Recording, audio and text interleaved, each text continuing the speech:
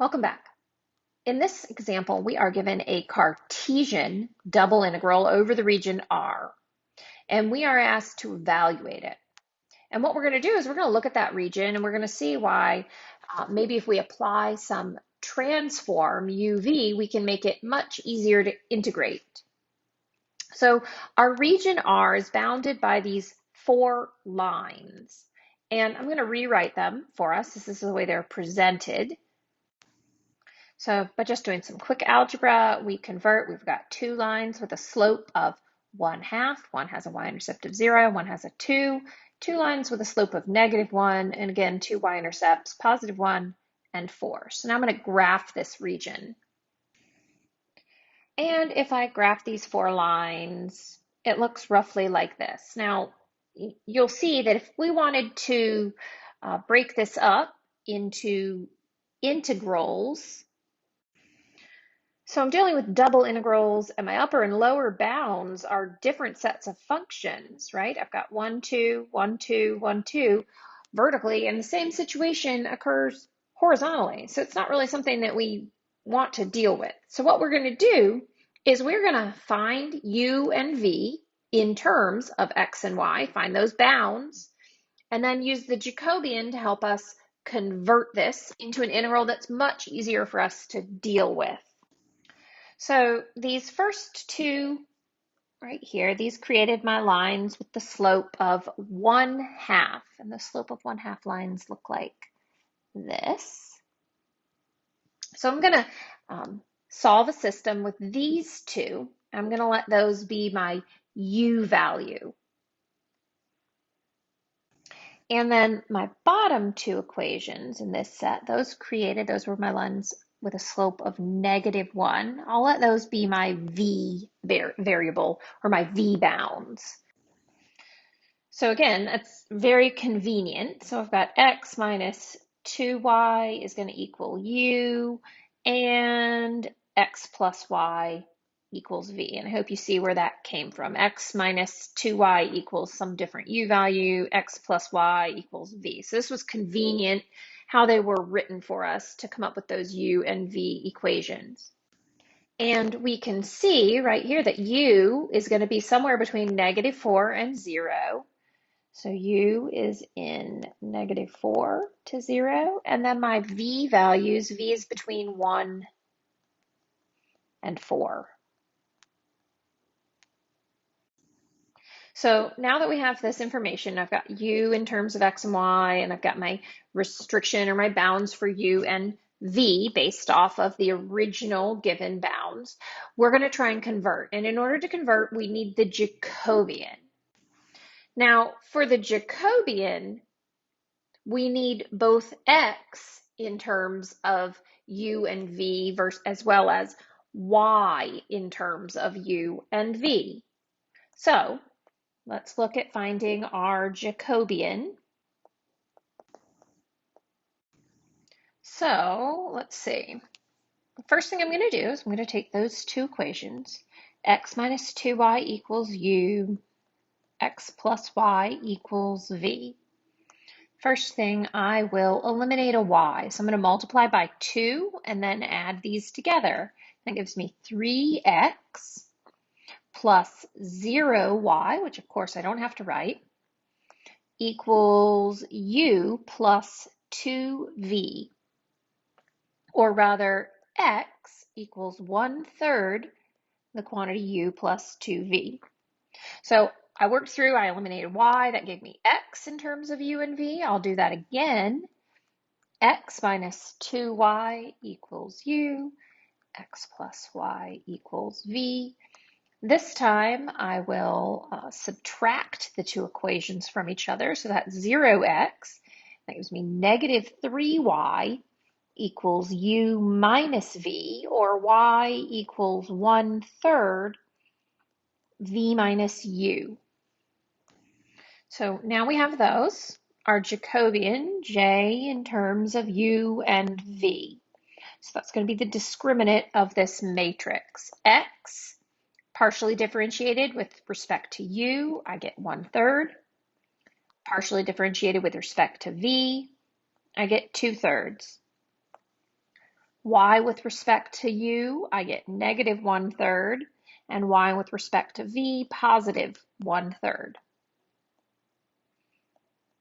So now I have 1/9 minus negative 2/9, or rather 3/9, which is 1/3.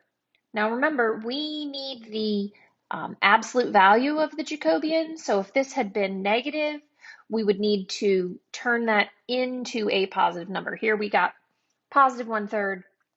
We're good to go in the Jacobian sector. All right, so that is the Jacobian of UV.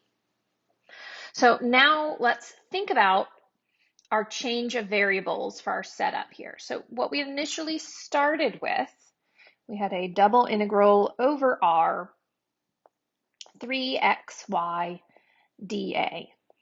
We're performing a change of variables to have some sort of situation over G. For 3, my x here is 1/3 u plus 2v, and my y is 1/3 v minus u. So I've converted, 3xy into terms of u and v.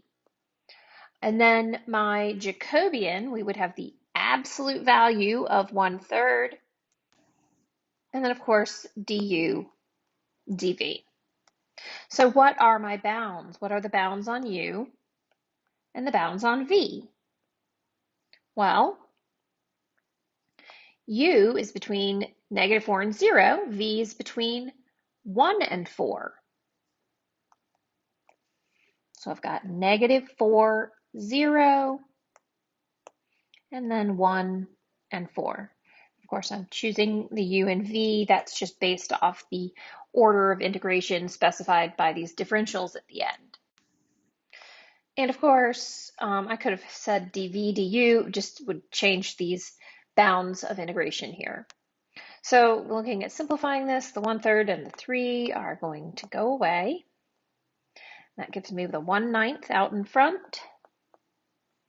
I have 1 to 4, -4 to 0. And when I FOIL these guys, I get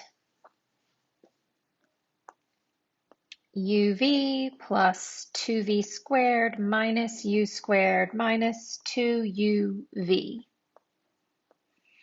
So I've got du dv. Now, this is pretty easy for us to integrate, although it's kind of long and it's just busy work, I guess I should say. So I'm going to rewrite this on the next page so I don't run out of space. So integrating with respect to u, treating v as a constant, what I end up with is, so I have 1/2 u squared v plus 2 uv squared minus 1/3 u cubed minus u squared v, evaluated between u equals 0 and u equals 4. So I'll plug in 0, which is going to zero all of these terms out. So I just need to evaluate at -4. And I wrote out 3 lines of busy work. I plugged in -4, I simplified it, and then I have that negation in front because we were subtracting it. It was all second there. Or rather the lower bound. I think technically there should be a parenthesis here, but it was all that lower bound. So we combine like terms, we get this guy, negate it, looks like this. I'm going to go ahead and pull out an 8 as well. So I have 8/9, because that just makes it simpler. And I'm dealing with v squared plus v minus 8/3 dv. Each of these terms should be pretty easy for us to integrate. So that is 8/9. I have v cubed over 3 plus v squared over 2 minus 8/3 v. We need to evaluate that from v equals 4 to v equals 1. And we got 64/3, 16 over 2, 8, 32 over 2 minus the quantity 1/3 plus 1/2 minus 8/3. Multiply that by 8/9, and your output is 164 over 9. And so just to recap, oops, let's go back to this page where we set it up. We needed to integrate this region over this yucky area, which would have created all of these separate integrals that we would have to sum together. So we'd still have to do all these double integrations, and we'd have 3 separate double integrals to set up. Either way, we determined our bounds. So we were able to determine u and v. We solved for x in terms of u and v as well as y in terms of u and v. We calculated our Jacobian.